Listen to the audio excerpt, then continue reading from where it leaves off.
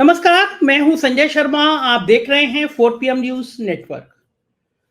Bahujan Samaj party की मुखिया मायावती ने एक बड़ा संदेश देने की कोशिश की है। उन्होंने कहा है कि जो विपक्ष के लोग गठबंधन में शामिल नहीं है, वो कम से कम किसी पर या उन पर टीका टिप्पणी ना करें, क्योंकि भविष्य में पता नहीं होता कि कब किसकी जरूरत पड़ जाए। इस बयान के लंबे राजनीतिक अर्थ निकाले जा रहे हैं। क्या मायावती इशारा कर रही हैं कि अगर जरूरत पड़ी तो वो इंडिया गठबंधन में आ सकती हैं, या फिर मायावती इशारा कर रही हैं कि उनसे आशा ना रखी जाए वो एनडीए के साथ जाएंगी, या फिर मायावती भारतीय जनता पार्टी की बी टीम की तरह काम करेंगी, जैसा उनके ऊपर आरोप लगता रहा है। लेकिन ये तय बात है कि 2024 में चुनाव में मायावती का एक गलत फैसला उनको राजनीतिक बियावान में धकेल सकता है। कैसे जगह धकेल सकता है जहां पे फिर बहुजन समाज पार्टी की सारी उम्मीदें खत्म हो सकती हैं। लेकिन बड़ा सवाल यह है कि अगर मायावती इंडिया गठबंधन में शामिल हो जाती हैं, उत्तर प्रदेश में समाजवादी पार्टी, बहुजन समाज पार्टी, कांग्रेस एक गठबंधन बना लेती है, एक दल बना लेती है, एक मजबूत मोर्चा बना लेती है, तो फिर भारतीय जनता पार्टी का क्या होगा? क्योंकि उत्तर प्रदेश एक ऐसा राज्य है जहां से भारतीय जनता पार्टी 10 सीटें प्लस करने की सोच रही है। जो नुकसान हो रहा है उसको भरपाई उत्तर प्रदेश से करने की कोशिश कर रही है। क्या है मायावती की राजनीति का पूरा समीकरण? मैं चलता हूं सीधा प्रोफेसर अभय दुबे जी के पास, जिन्होंने मायावती के ऊपर, जिन्होंने सामाजिक संरचना के ऊपर, जिन्होंने राजनीति के ऊपर बहुत जबरदस्त अध्ययन किया है। आप देखते रहे होंगे देश के बड़े बड़े चैनलों में, खासतौर से एबीपी पे रोज वो शाम को दिखाई देते हैं, एक गंभीर चर्चा करते हैं। और मैं ये कह सकता हूं कि मैं जितने पत्रकारों को जानता हूं, अभय दुबे जी का राजनीतिक समझ उनमें सबसे ज्यादा है। सीधे चलते हैं अभय दुबे जी के पास, उनसे बातचीत शुरू करते हैं। अभय जी, स्वागत है आपका 4 PM में। एक चीज समझना चाहता हूं कि आज मायावती ने एक बयान दिया है कि बेवजह उन पर टिप्पणी ना करें, क्योंकि राजनीति में पता नहीं कब किसका साथ लेना पड़ जाए। इस बयान के राजनीतिक अर्थ क्या निकलते हैं? दिलचस्प बात यह है इसमें संजय जी कि हम लोगों को ये जानने की कोशिश करना चाहिए कि मायावती समाजवादी पार्टी की किस टिप्पणी का हवाला दे रही है। मेरा मानना है कि जो इंडिया गठबंधन की बैठक हुई, इंडिया गठबंधन की बैठक में मेरी सूचनाओं के मुताबिक, और मीडिया में भी इसके ऊपर चर्चा चल रही है, प्रोफेसर रामगोपाल यादव ने कहा कि अगर कांग्रेस बहुजन समाज पार्टी के साथ गठजोड़ करना चाहती है, तब फिर वो वो उनके साथ गठजोड़ कर ले, हम लोग अकेले चुनाव लड़ लेंगे। तो इसका सीधा मतलब है मायावती, मेरे ख्याल से, मेरा अपना मानना है कि मायावती अब अपना बयान दे रही थी, जो कि बहुत ही महत्वपूर्ण बयान है और बड़ी कुशलता और चतुराई के साथ दिया गया बयान है। उस बयान से में कई बातें पढ़ी जा सकती हैं। दरअसल मायावती ने ये बयान देकर संभावनाओं के द्वार खोल दिए हैं, मेरी अपनी तो राय ये है। और ये भारतीय जनता पार्टी को भी उनका संदेश है कि देखो, मैं इंडिया गठबंधन के साथ भी गठजोड़ कर सकती हूँ, और समाजवादी पार्टी के लिए भी संदेश है उनका, और कांग्रेस के लिए भी उनका संदेश है कि मेरे सारे ऑप्शन, सारे विकल्प खुले हुए हैं। मैं परिस्थिति का आकलन कर रही हूं, और इस आकलन को करने के बाद मैं अभी निर्णय पर नहीं पहुंची हूं। मैं निर्णय पर पहुंचूंगी तब मैं तय करूंगी कि मैं अकेले चुनाव लड़ूं या किसी के साथ गठजोड़ करके चुनाव लड़ूं, मैं गठबंधन के अंदर रहूं या गठबंधन के बाहर रहूं। ध्यान कीजिए, मायावती ने यह भी कहा है कि बहुजन समाज पार्टी और जो पार्टियां इंडिया गठबंधन में नहीं है, उनके बारे में सोच समझ के बोलना चाहिए। वो न केवल अपने आप को, बल्कि उन तमाम पार्टियों को जो इंडिया गठबंधन में नहीं है, उनके लिए भी दरअसल ये कह रही हैं कि वो भी इंडिया गठबंधन में आने के बारे में सोच सकती है। अब इसके हम लोग इस तरीके से मतलब निकाल सकते हैं, मायावती को लग रहा है कि अभी फिलहाल उत्तर प्रदेश में भारतीय जनता पार्टी को बसपा की वैसी जरूरत नहीं है जैसी जरूरत मायावती सोच रही थी कि पड़ेगी, जैसी जरूरत 2022 में विधानसभा चुनाव के दौरान पड़ी थी। तो मायावती को लग रहा होगा कि शायद उनको इतना फायदा भाजपा के साथ जाने से नहीं होगा, और बेहतर ये होगा कि वो विपक्ष के साथ मिलें और फिर भारतीय जनता पार्टी को मजबूत चुनौती दें। अब आप कल्पना कीजिए, जाटव मतदाता, यादव मतदाता और मुसलमान मतदाता मिलकर 39%, 39% वोटों की रचना करते हैं, वोटिंग ब्लॉक बनाते हैं 39% का। इसमें मैंने अभी और किसी बिरादरी के वोट जोड़े ही नहीं है, कोई पार्टी किसी एक बिरादरी की पार्टी नहीं होती है, लेकिन ये तीन बड़े वोटिंग ब्लॉक जो है वो एक जगह आ जाते हैं, तब 39% बनता है। और अगर ये 39% वोट एक जगह आते हैं और उसके पीछे इंडिया गठबंधन द्वारा की गई एक राष्ट्रीय एकता है, एक नेशनल नैरेटिव भी है, भाजपा और मोदी जी के चलाए हुए नैरेटिव के मुकाबले एक वैकल्पिक नैरेटिव भी है। अब आप तब क्या स्थिति बनेगी? अब आप आइए उस वाले गठजोड़ के ऊपर जो कि सपा बसपा ने किया था लोकसभा चुनाव में 2019 में। तो आमतौर पर हम लोग मानते हैं कि वो नाकाम हो गया। नाकाम हुआ नहीं, वो भाजपा का कुछ खास नहीं बिगाड़ पाया। लेकिन अगर आप कुछ खास शब्द को अलग कर दें तो उसने भाजपा का बिगाड़ा जरूर। 2014 के मुकाबले भाजपा की उसने सीटें कम कर दी। हाँ, 10 सीटें मायावती ने जीती, 15 सीटें उन्होंने ले ली और भाजपा की सीटें कम हो गई उसमें। यानी जो गठजोड़ नाकाम रहा उसने भी भाजपा को नुकसान पहुंचा दिया। अब आप सोचिए कि जब नेशनल नैरेटिव के साथ में, उस वक्त कोई नेशनल नैरेटिव नहीं था, जनता को नहीं होता था कि भाई ये सपा बसपा गठजोड़ को वोट देंगे तो सरकार बना पाएंगे कि नहीं बना पाएंगे।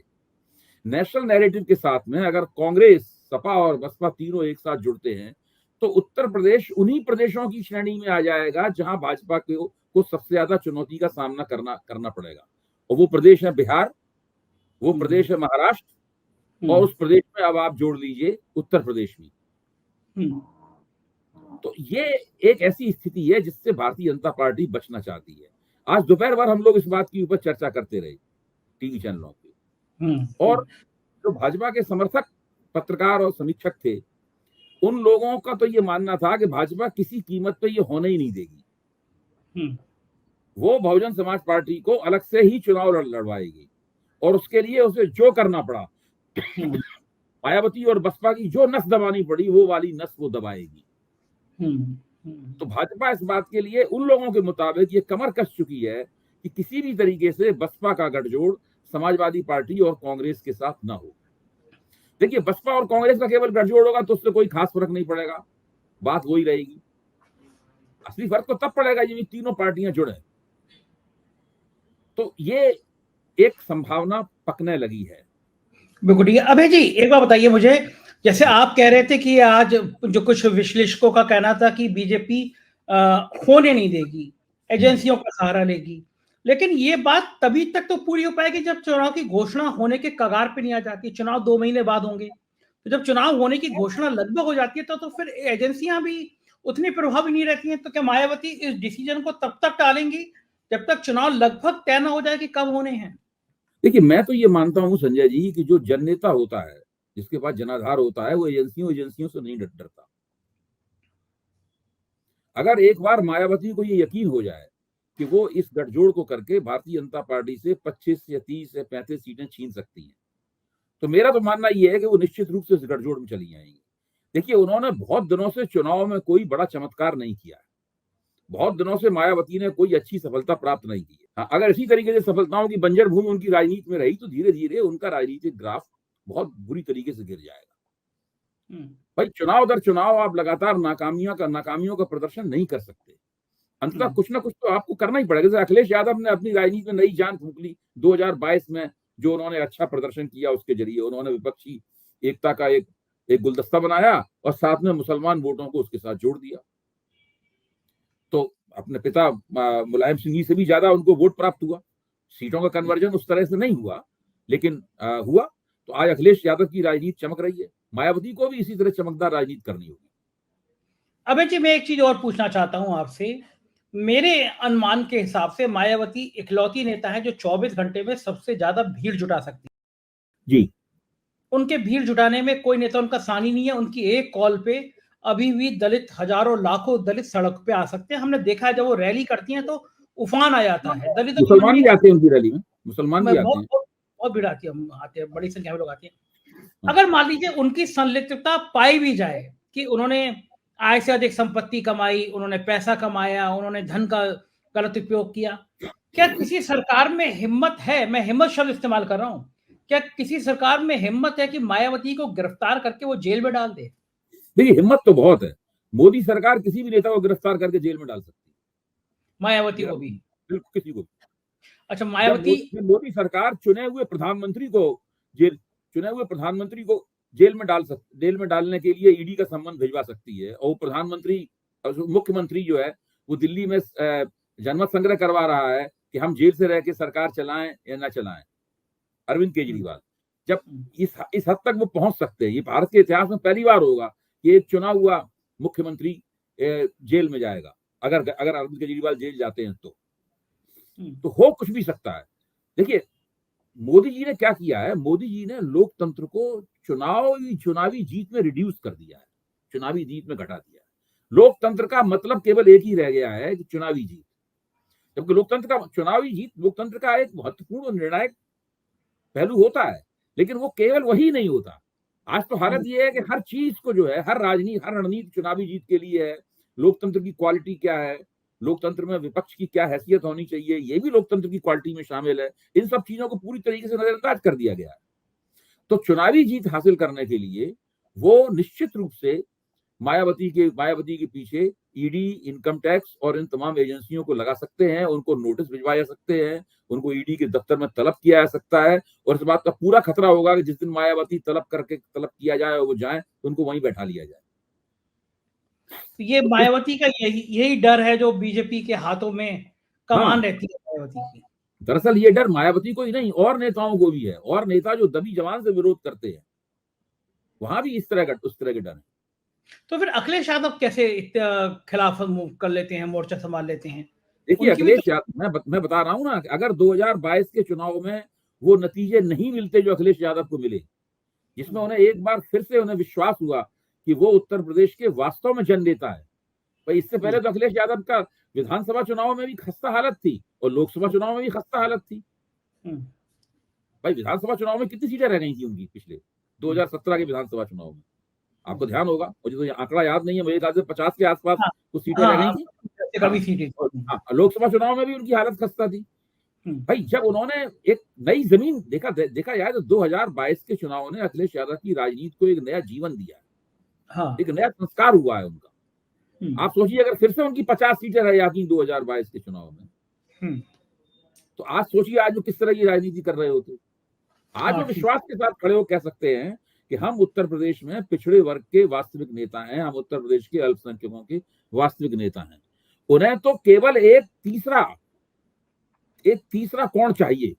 देखिए अखिलेश यादव को एक तीसरा कोण चाहिए, यानी पिछड़ा वर्ग, मुसलमान, अल्पसंख्यक, और एक तीसरा कोण मिलेगा उन्हें जाटर वोटों के रूप में। और कांग्रेस जब साथ में आएगी तो कांग्रेस का जो परंपरागत 4, 5, 6, 7% का जो आधार है, जिसमें कुछ ऊंची जाति के लोग भी शामिल हैं, वो सब मिलेगा। और ये करके वो भाजपा के बहुत जबरदस्त जो सामुदायिक और सामाजिक जनाधार है उसको बड़ी चुनौती पेश करें। अच्छा, कुछ लोग ये अनुमान लगाते हैं कि भारतीय जनता पार्टी को लगा कि इंडिया गठबंधन में वो जा सकती हैं, तो भारतीय जनता पार्टी भी उनसे समझौते की कोशिश करेगी, उनको एनडीए का हिस्सा बनाने की कोशिश करेगी। क्या मायावती एनडीए का भी हिस्सा हो सकती हैं? नहीं हो सकती। मुझे नहीं लगता कि मायावती एनडीए में कभी जाएंगी, और भाजपा उनको एनडीए में लेने की कोशिश भी करेगी। देखिए एनडीए में हमें अब बहुत ही छोटे छोटे और भुनगे किस्म के नेता ही रहेंगे, या तो नरेंद्र मोदी रहेंगे या भुनगे। आप कल्पना तो नहीं कर सकते हैं कि भाई एनडीए में नीतीश कुमार हो, एनडीए में सुखबीर सिंह बादल हो, एनडीए में उद्धव ठाकरे हो, और एनडीए में मायावती ऐसे नेता हो, ये सब लोग बैठे हों और मोदी अपना व्याख्यान दें और चले जाएं और एनडीए की बैठक खत्म हो जाए। ये नहीं हो सकता है। लेकिन जब बहुत छोटे छोटे ही नेता रहेंगे उसके अंदर, एक 2 सीट वाले, आधी सीट वाले नेता रहेंगे, तब तो एनडीए की बैठक एक तरह से भाजपा की समिति की बैठक है, नेचुरली। हाँ, भाजपा की किसी कमेटी की बैठक है। तो वो मायावती उसमें नहीं जाने वाली है, और नहीं एनडीए चाहेगा भी कि मायावती उसके अंदर आए, क्योंकि मायावती अगर एनडीए में चली जाएंगी तो मायावती अपने जनाधार को भी उस तरीके से नियंत्रित नहीं कर पाएंगी, उनकी वोट ट्रांसफर करने की क्षमता भी घट जाएगी। एक जगह मैं कुछ मुझसे डिस्कस कर रहे थे, वही कह रहे थे कि मायावती को बीजेपी अगर उपराष्ट्रपति बनाने का या ऐसे कोई बड़ा पद देने का ऑफर कर दे तो? देखिए अभी तो ना राष्ट्रपति पद खाली है ना उपराष्ट्रपति पद खाली है, इसको अब इन पदों के खाली होने में अभी बहुत दिन है। ऐसा तो है नहीं जगदीप धनखड़ से इस्तीफा ले लिया जाएगा तो उनका बहुत अपमान हो जाएगा जगदीप धनखड़ का, अभी अपमान कम ही हो रहा है।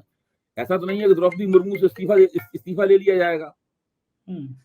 तो ये तो नहीं, ये जो जगह खाली है नहीं, जिन संवैधानिक प्रलोभनों की चर्चा की जाती है, ये अभी 2024 के चुनाव तक खाली होने से काफी दूर है। अभी तो भाजपा को एक ही तरह से लाभ हो सकता है कि मायावती अकेले चुनाव लड़े। तो हो सकता है कि मायावती एक आध सीट कहीं कोई जीते, बाकी सारा का सारा लाभ भाजपा के खाते में जाएगा और दलित राजनीति तकरीबन खत्म हो जाएगी। जैसे ही जाटव समाज का वोट भाजपा के साथ जुड़ा, जाटव समाज का अगर आधा वोट भी भाजपा के साथ जुड़ गया तो आप समझ लीजिए जो दलित राजनीति है वो पूरी तरीके से, उत्तर प्रदेश में दलित राजनीति के नाम पर जाटव वोट है बहुत बड़ा। 100 दलितों में 70 से ज्यादा जाटव होते हैं, बाकी 25-30 में सारी बिरादरियां होती हैं। तो ऐसी स्थिति में भाजपा के लिए आदर्श स्थिति यही है कि मायावती अलग से चुनाव लड़े। लेकिन मेरा आकलन ये है, और मेरे ख्याल से आपका आकलन भी यही होगा, आप भी मेरी बात की तस्दीक करेंगे कि उत्तर प्रदेश में असली चुनावी लड़ाई तभी होगी, मजा तभी आएगा, असली चुनावी टक्कर तभी होगी जब एक तरफ मायावती, अखिलेश और राहुल गांधी होंगे और दूसरी तरफ नरेंद्र मोदी होंगे।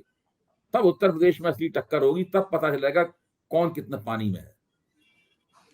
ठीक बात है अभय जी। मुझे लगता है कि इस सीन की कल्पना भारतीय जनता पार्टी को डरा रही है। डरा इसलिए भी रही है कि राजनीतिक गलियारों में इस बात की भी चर्चा है कि योगी आदित्यनाथ भी उतने सहज नहीं है। ओपी राजभर को मंत्री बनाने के लिए महीनों हो गए पहले कि अब अच्छे दिन आ गए, अब नवरात्रि आ गई, अब ये त्योहार आ गया, फिर अब खरमास हो गए, लेकिन बना नहीं रहे हैं। और योगी भी कई मामले ऐसे सामने आए हैं जिसमें योगी ने दिल्ली के इशारों के खिलाफ कमान संभाली है, मोर्चा लिया है। तो दिल्ली डरी हुई है उत्तर प्रदेश से, ऐसा है। जेपी नड्डा गोरखपुर तक पहुंच गए। बात वैसे ही आ रहा है कि योगी जी को संदेश देने के लिए, बात करने के लिए गोरखपुर तक चले गए। तो इन हालातों में जो आप गठबंधन बता रहे हैं कि अगर एक तरफ ये तीन हो और एक तरफ बीजेपी हो, बीजेपी को उत्तर प्रदेश से डर लगना शुरू हुआ है या नहीं? आपको क्या लगता है उत्तर प्रदेश आसान है या ये संभावना कि सपा, बसपा और कांग्रेस एक हो जाए, ये संभावना भारतीय जनता पार्टी के लिए एक नाइटमेयर है, एक दुस्वप्न है। और अगर उत्तर प्रदेश में भारतीय जनता पार्टी की जो विनिंग स्ट्रीक है, अगर उत्तर प्रदेश में उसको स्नैप कर दिया जाए, अगर उत्तर प्रदेश भारतीय जनता पार्टी की मजबूत कड़ी की बजाय एक कमजोर कड़ी बन जाए उत्तर प्रदेश, तो आप समझिए मोदी का जो साम्राज्य पिछले 10 साल में बना है वो डगमगा जाएगा। देखिए, बिहार मोदी जी पे नहीं सध रहा है, महाराष्ट्र मोदी जी पे नहीं सध रहा है, दक्षिण भारत मोदी जी पे नहीं सध रहा है, पूरा दक्षिण भारत मोदी जी पे नहीं सध रहा है।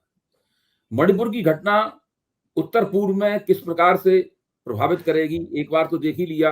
अभी मिजोरम में भाजपा भी कुछ नहीं कर पाई और जो भाजपा के पूर्व सहयोगी थे MNF, वो भी कितनी बुरी तरीके से हार गए। तो मुझे लगता यह है कि उत्तर पूर्व भी उस तरह से निश्चित नहीं रहा। अब उसमें भी काफी मणिपुर की घटना ने भाजपा का जो वहां पर धीरे धीरे करके एक हवा बनती जा रही थी उसको कमजोर किया है। तो ऐसी हालत में मोदी जी नहीं चाहेंगे कि उत्तर प्रदेश में भी उनकी जो एक निश्चित जीत है, जहां वो सीटें बढ़ाने का स्वप्न देख रहे हैं, उसके ऊपर कोई सवालिया निशान लगे। और ये इस गठजोड़ की संभावना उसको उस निश्चितता को गड़बड़ा देती है। अभय जी, क्या मायावती को यह चिंता भी सता रही है कि खड़गे जी की उत्तर प्रदेश में एंट्री उसके दलित वोटों पर असर डाल सकती है? नहीं, वो तो है ही। खड़गे जी की एंट्री वाली बात तो है ही। खड़गे जी की अगर एंट्री हो जाए तो ये उत्तर प्रदेश में गठजोड़ होने में सुविधा होगी। कल हम लोगों ने इस बात पर चर्चा भी की थी। मेरा मानना है कि खड़गे जी अगर प्रधानमंत्री पद के चेहरे बन जाएं और इंडिया गठबंधन के 28 दल उसके ऊपर अपनी मोहर लगा दें, तो मैं मानता हूं कि मायावती को भी उसके ऊपर अपनी मोहर लगानी पड़ेगी। हाँ, ठीक बात है, क्योंकि फिर दलितों में एक खराब संदेश चला जाएगा अगर मायावती नहीं आती हैं। बिल्कुल। इस बीच में चंद्रशेखर की भूमिका को आप दलित वोटों के बीच में कहां पाते हैं? देखिए, जब तक मायावती दलित ब्यूरोक्रेसी की पहली पसंद है, तब तक चंद्रशेखर को कभी भी दलित समाज की बड़ी बागडोर नहीं मिलेगी। वो एक ऐसे नेता रहेंगे जो कि कगार पे रहेंगे लगातार। वो एक ऐसे नेता रहेंगे जो कगार पे रहेंगे, नेतृत्व के आकांक्षी रहेंगे, उनकी महत्वाकांक्षा रहेगी, संभावना रहेगी, लेकिन वो नेता नहीं बन पाएंगे। नेता वो तब बनेंगे जब दलित ब्यूरोक्रेसी एक बार ये तय कर ले कि मायावती अब उसके काम की नहीं रही, तब फिर चंद्रशेखर का महत्व बढ़ेगा और बहुत तेजी रॉकेट की तरह बढ़ेगा। लेकिन वही दलित नौकरशाही मायावती समझती है इस बात को। मायावती मायावती को 2024 के चुनाव में इसीलिए कुछ करके दिखाना है। दलित जो ब्यूरोक्रेसी है वो आकाश को क्या उतना सहज स्वीकार कर पा रही है, या दलित समाज के लोग क्या आकाश को उतनी तरह से स्वीकार कर पाएंगे जितना मायावती को करते थे? नहीं, देखिए, आकाश को स्वीकार अस्वीकार करने वाली स्थिति तो अभी आई नहीं है। आकाश को तो एक तरह से मायावती ने कहा है कि आपको इस तरह से पार्टी को मैनेज करने का उन्होंने एक पद दिया है, वो उत्तराधिकारी बना दिया है ताकि लोग उनकी बात माने, लेकिन दरअसल वो एक तरह से पार्टी मैनेजर के तौर पे वो आए हैं सामने। जहां तक जन नेता का होने का सवाल है, वो तो मायावती ही जन नेता है। अब जैसे आज का वक्तव्य था, अगर आकाश को राजनीति का उत्तराधिकारी बना दिया गया होता तो आज का वक्तव्य आकाश देते, मायावती नहीं देती, या आकाश भी बैठे होते उनकी बगल में। ऐसा तो नहीं था ना। जो पॉलिटिक्स है, पॉलिटिक्स तो मायावती करेंगी, आकाश जो है वो पार्टी मैनेजमेंट करेंगे। अच्छा, कई नेता ऐसे हैं जिन्होंने मायावती का तीखा विरोध किया, उनको सपा ने ज्वाइन करा दिया, उनको कांग्रेस ने ज्वाइन करा दिया। अगर मायावती की गठबंधन में आने की बात करें तो फिर उन नेताओं का क्या होगा? कुछ नहीं है कि ये सब बातें बहुत मामूली है। नेता जिस पार्टी में गए हैं उनको उस पार्टी की लाइन माननी पड़ेगी। देखिए, लोकसभा का चुनाव एक बहुत ही बड़ा दांव है। वो बहुत बड़ा दांव है। उस इतने बड़े दांव पे ये सब छोटी बातें, कौन नेता मायावती की निंदा करते थे नहीं करते थे, इन सब चीजों का कोई महत्व नहीं। अगर वो ज्यादा 3-5 करेंगे तो उनको चुप करा दिया जाएगा। आपको क्या लगता है, आखिरी सवाल अभय जी, की आज जो मायावती की जो बॉडी लैंग्वेज थी, जो कॉन्फिडेंस था, वो पहले की तरह था या आज वो कुछ थोड़ी सी सशंकित नजर आ रही? नहीं, आज मुझे मायावती का जो वक्तव्य है वो कई वक्तव्यों के मुकाबले लगा ऐसे कि आज वो वास्तव में पुराने राजनीतिक रूप में है, जब वो खुल के और आत्मविश्वास के साथ पॉलिटिक्स किया करती। पॉलिटिशियन को यही भाषा बोलनी चाहिए। एक वक्तव्य से उन्होंने सबको संदेश दिया है। एक वक्तव्य से समाजवादी पार्टी को संदेश दिया है, कांग्रेस संदेश दिया, इंडिया गठबंधन को संदेश दिया, इंडिया गठबंधन में जो पार्टियां शामिल नहीं है उनको भी स्पर्श किया है, भाजपा को संदेश दिया है एक वक्तव्य से। ये है उस वक्तव्य की खास बात। आज का वक्तव्य उनका काफी पेचीदा वक्तव्य है, उसको आसान मत मानिए। बिल्कुल ठीक बात है। बहुत बहुत शुक्रिया अभय जी, आपने समय दिया और हमें बसपा की राजनीति को विस्तार से समझाया। धन्यवाद। तो ये थे अभय दुबे जी, मायावती की राजनीति, भविष्य में उसकी रूपरेखा और उत्तर प्रदेश और देश के राजनीतिक घटनाक्रम को आपको समझा रहे थे। मुझको यकीन है ये आपको परिचर्चा पसंद आई होगी। चैनल को सब्सक्राइब करिए, ज्वाइन करिए। हमारे अन्य राज्यों के चैनल हैं 4PM यूपी, बिहार, गुजरात, महाराष्ट्र, राजस्थान, महाराष्ट्र, कर्नाटक और मध्य प्रदेश, उन्हें भी सब्सक्राइब करिएगा। अपनी राय जरूर बताइएगा। शुक्रिया, थैंक यू।